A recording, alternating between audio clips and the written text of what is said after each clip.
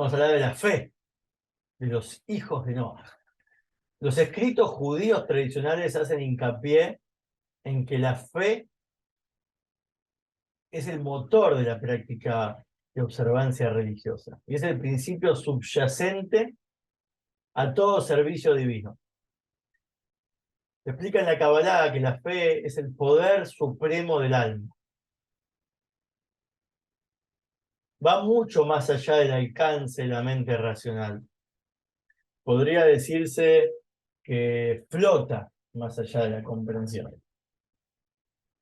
¿Sí? Un concepto espiritual. Esto de flota, entre comillas, es algo que vamos a estudiar, uno de los conceptos. Aunque el mandamiento fundamental de los Benei Noaj es la prohibición de rendir culto a dioses ajenos, o sea, practicar idolatría, debe plantearse la interrogancia, la cuestión de si es realmente imprescindible que los noágidas crean en el Creador único. De hecho, resulta paradójico, porque una persona que no cree en la existencia del Creador querría cumplir con sus mandamientos, ¿no? Sin embargo, se verá menos paradójica si consideramos que hay muchas situaciones en la vida en las que se pierde la fe consciente del Todopoderoso y aún así se siguen cumpliendo los mandamientos de la Torá, dejando las cuestiones de fe para después. La mecánica de la acción se reproduce y continúa, aunque su motor se ha apagado. Es muy común encontrar gente que cumple los preceptos por motivos que difieren de la creencia en Hashem. Puede ser que lo estén haciendo por tradición, los que fueron criados de niños para las prácticas estas, o por valores culturales colectivos, así es como la sociedad los prescribe, y uno no sabe que son preceptos de Dios. O incluso solo por aligerar la presión social, es decir, tus conocidos no se van a relacionar más con él si él no está involucrado en este tipo de preceptos, presión social se llama. Y todos estos grupos lo hacen sin creer que exista realmente el creador o que él haya ordenado realizar estos actos. Entonces, en la actualidad existen muy pocos noágidas en el mundo, si lo comparamos con todo el mundo, ¿no? Cada vez hay más. Por lo que estas razones externas no parecerían ser muy influyentes en su vida, pero a medida que el número se incremente, mientras más y más haya, como lo hay en estos momentos que estamos haciendo el curso, así lo previó el profeta. Las personas se conviertan en segunda y tercera generación, quizás de Benei Noach, quizás ya son hijos de Benei Noach, nietos de Benei Noach, viviendo en grandes comunidades o incluso en culturas enteras practicando estos mandamientos, porque este es el objetivo de toda la humanidad. El interrogante de esta fe obligatoria se vuelve cada vez más y más importante. Por eso, para brindar una respuesta a esto y explorar profundamente el tema que gira alrededor de la fe en el sagrado y el santo bendito sea, entonces hay que comenzar refiriéndonos a la plegaria adecuada para los Benei Noach. Primero que nada, la fe. La fe en Hashem implica en principio someterse a límites, que muchas veces son difusos, arriesgarse a la confusión y al sinsentido, a lo irracional, ¿no? ¿Qué es exactamente lo que implica el concepto de fe en el Creador único? ¿Cuáles son los artículos o principios de fe delineados por la Torá? Y son diferentes los que están asignados para los judíos y para los que no lo son. Aunque el judaísmo ve la fe como algo suprarracional, aparentemente no sujeto a clasificarse o basarse en un conjunto de principios lógicos. Hace más o menos 850 años, Maimónides, Rambam, indiscutiblemente la máxima autoridad en la ley judía y el pensamiento de la Torá, compiló una lista de 13 principios que alinean la fe judía de la siguiente manera. 1. Hashem es el creador y responsable de todo lo que ocurre. 2. El creador es uno. 3. El creador no es corporal. 4. El creador es atemporal. 5. Se debe adorar solo a Dios. 6. La profecía es verdad. 7. La profecía de Moshe es fundamental y verdadera. 8. La Torá es completa. 9. La Torá es eterna. 10. Hay una providencia divina y particular para todos. 11. Hashem da recompensa y castigo. 12. El Mashiach llegará. 13. Hashem resucitará a los muertos. Entonces, así como varias autoridades posterior a Maimónides sostuvieron que estos 13 principios surgen de 3 principios más generales. Ellos son, 1, la fe en la unicidad y la singularidad del Todopoderoso. 2, es la fe en la veracidad universal y eterna de la Torá como expresión de la voluntad del Creador. 3, la fe en la recompensa y el castigo basado en la conducta de cada individuo. Entonces, estos 13 principios son a su vez una elaboración de la expresión general de la fe de la Torá en la absoluta unidad de Hashem, como lo expresa el Shema Israel. Oye Israel, Hashem es nuestro Elohim, Hashem es uno. Entonces, ahora tenemos que el principio general más importante de la fe en Hashem se divide en 3 principios más específicos, que a su vez se dividen en otros 13 principios enumerados por Maimónides. Esta progresión numérica de 1 a 3 a 13 es parte de una serie mística de números que está basada en la tradición oral de la Torá respecto a la palabra Brit, pacto, como aparece en la Torá escrita. Esta serie es llamada los números del pacto. La fuente tradicional para esta serie de números está en una Mishnah, ¿sí? Es en un tratado que concierne a que dice el tema de la circuncisión es grande, porque 13 pactos fueron hechos en ella. ¿Qué dicen los comentaristas talmúdicos? Explican que está diciendo que los versículos que describen cómo Hashem ordenó a Abraham realizar la circuncisión, la palabra pacto aparece escrita 13 veces, en distintas formas gramaticales. Y entonces ahí vemos que este pacto de la circuncisión, dicen, es grande. Significa que lo es tanto cualitativamente como cuantitativamente. Y la Mishnah está destacando, como lo explican los comentaristas, que la palabra pacto aparece en estos versículos más veces que cuando la Torá relata otros pactos. Entonces, está comparando estas 13 veces con las 3 que aparecen en el relato del pacto llevado a cabo entre Hashem y el pueblo judío sobre la Torá, donde ahí la palabra pacto aparece 3 veces. Y también está comparando los 13 apariciones de este pacto o circuncisión con la única vez que aparece en cómo Hashem promete la tierra de Canaán a Abraham. Donde la palabra pacto es mencionada solo una vez. Entonces ahí vemos 1, 3, 13, la serie, ¿no? Como se mencionó entonces, antes de celebrar los pactos con Abraham sobre la tierra de Canaán y la circuncisión, y con el pueblo judío sobre la Torá, el Todopoderoso ya había realizado un pacto previo con Noah, prometiendo que no volvería a destruir el mundo con un diluvio. Y los versículos de la Torá que describen este convenio, la palabra pacto en sus diversas formas gramaticales aparece 7 veces, completando así nuestra serie, 1, 3, 7 y 13. Estas 7 instancias corresponden a los 7 mandamientos de los Benei Noah, o a los 7 colores del arco iris, que es el signo justamente que usó Dios en ese momento para hacer el pacto entre ellos, como será explicado después más adelante, que el tema esto del arco iris. Entonces esta serie de números del pacto comienza con 1, 3, 7, 13, que es exacto como los Benei Noah, los hijos de Noah, tengan 7 principios de fe.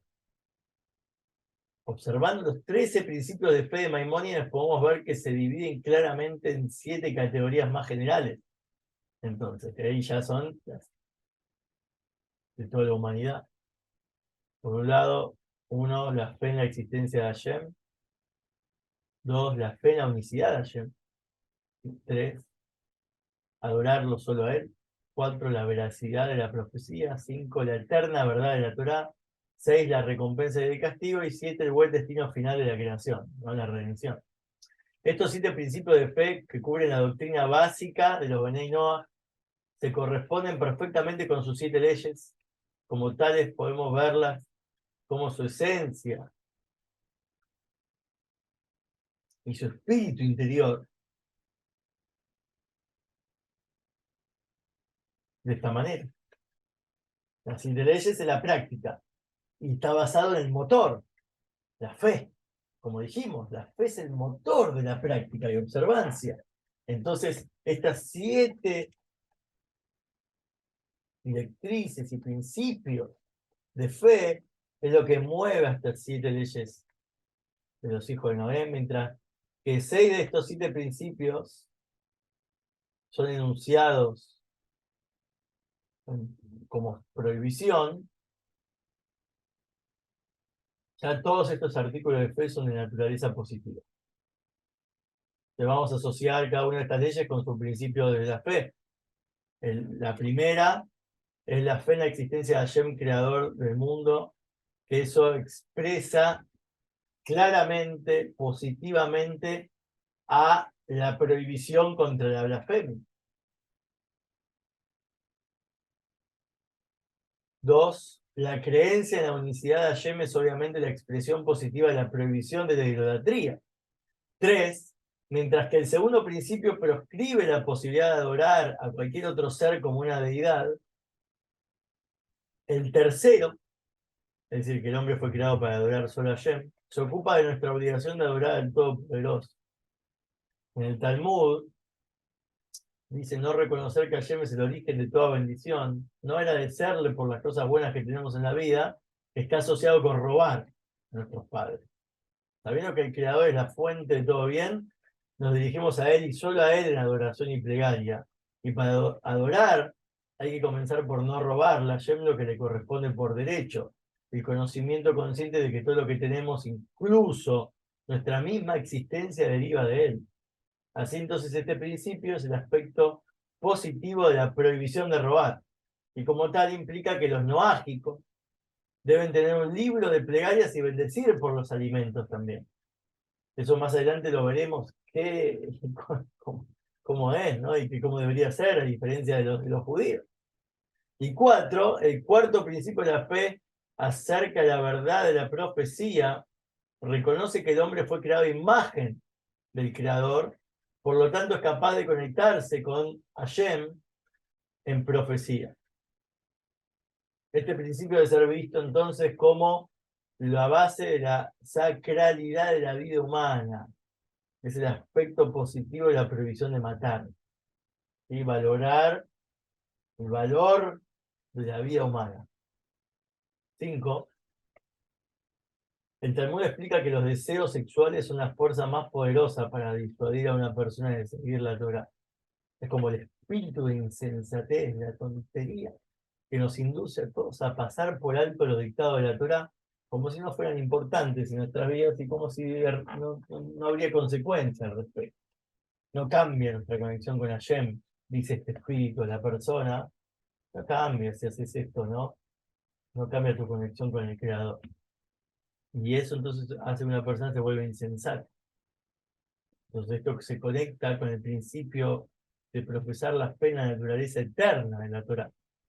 Tus directivas y costumbres y estilo de vida, ¿sí?, provee la aplicación positiva de la prohibición de adulterio. 6. El sexto principio, la creencia en la recompensa y el castigo de Hashem basado en su providencia sobre nuestras acciones. Corresponde al mandato de establecer cortes de justicia, y justamente estas cortes son una expresión humana de la providencia y la justicia divina, como una especie de, uno lo hace bien, la justicia viene de los mandamientos estos universales, reflejarían la verdadera providencia del Creador, como Dios hace justicia. Y 7, aún en nuestros días, la imagen de la paloma de Noé, cuando que le mandó fuera del arca a ver si había ya tierra seca, y el arco iris, que es la señal del pacto con el Creador, sirven hoy en día, todavía se utilizan estos símbolos como símbolos universales de la paz y la hermandad que todos ansiamos, de la igualdad. De acuerdo con Maimónides, el mandamiento que se le agregó a Noah, además de los 6 previamente que se le había ordenado a él, se le agregó la prohibición de comer un miembro de un animal vivo, como habíamos dicho. Esto nos insinúa que el último artículo de fe en el destino definitivo de bonanza que espera la humanidad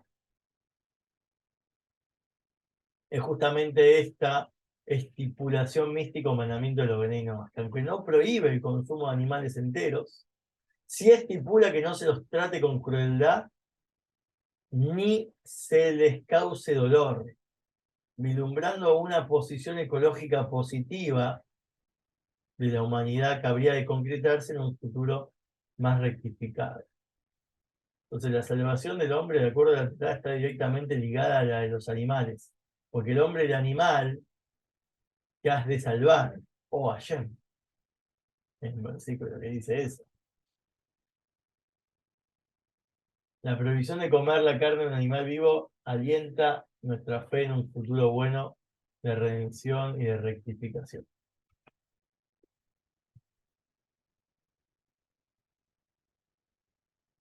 Ahora, con respecto a la conexión esto con la plegaria,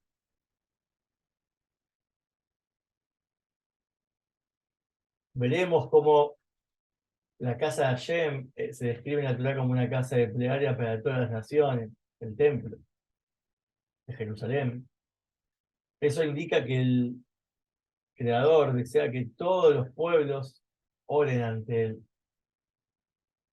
Y hay una categoría especial en la ley para la devoción al Todopoderosa, no obligatoria, que igualmente merece una recompensa. Eso es llamado el que actúa sin que se le haya ordenado. Cualquier persona en el mundo que quiera rezar la Shem merece una recompensa, si bien no está obligado. Hay una obligación para el pueblo de Israel de rezar tantas veces por día, de determinada manera. Pero para las naciones del mundo, si bien no es una obligación, es recompensada.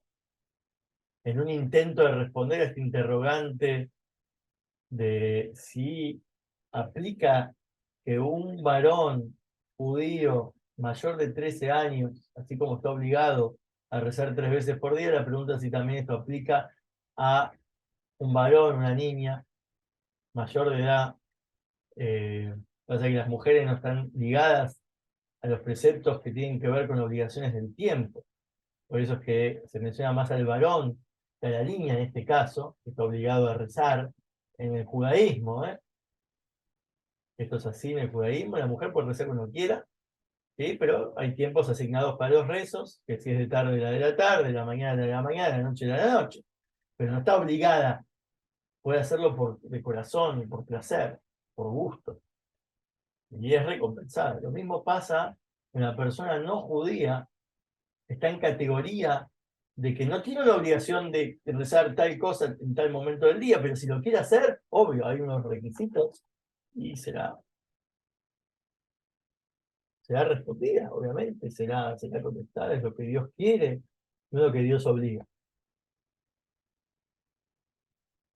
Hay un rabino llamado Moshe Feinstein que contesta entonces este interrogante, una de las más grandes autoridades de la generación que pasó atrás, y él contesta, analiza esto en profundidad, el tema de la plegaria, para los que no son judíos. En su respuesta argumenta que como los primeros individuos que establecieron los ritos de la plegaria fueron Abraham, Isaac y Jacob, cada uno instituyó las plegarias diarias. Entonces los no judíos, por definición, no descienden de estos 3 patriarcas. Entonces no tienen la obligación de rezar regularmente cada día. Pero que estén libres de hacerlo no significa que no deban o no puedan hacerlo. Por el contrario, es lo que dijimos recién. Los hijos de Noah pueden dirigirse a Dios en plegaria en cualquier momento que lo deseen, obviamente el judío también. Y el rabino Feinstein regula que si un no judío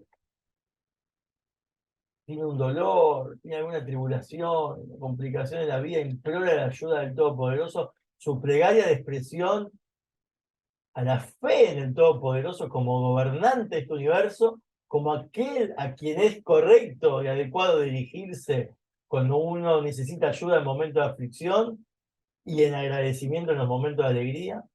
Entonces esto está fe, la fe expresada.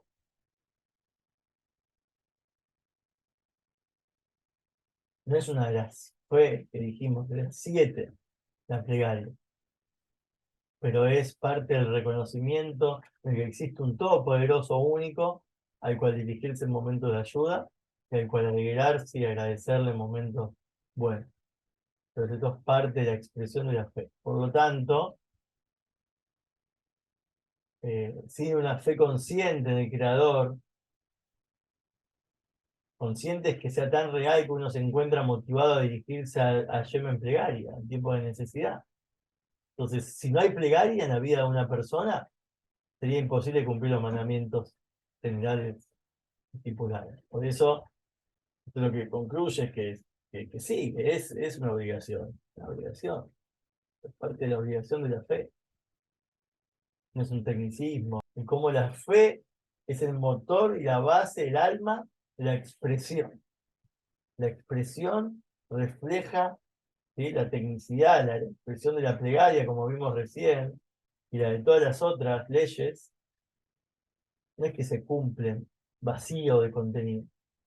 Al cumplirlos uno está exteriorizando la fe interior que tiene. Por eso es muy importante tener en conocimiento de esto. ¿Qué se espera que uno haga en la práctica?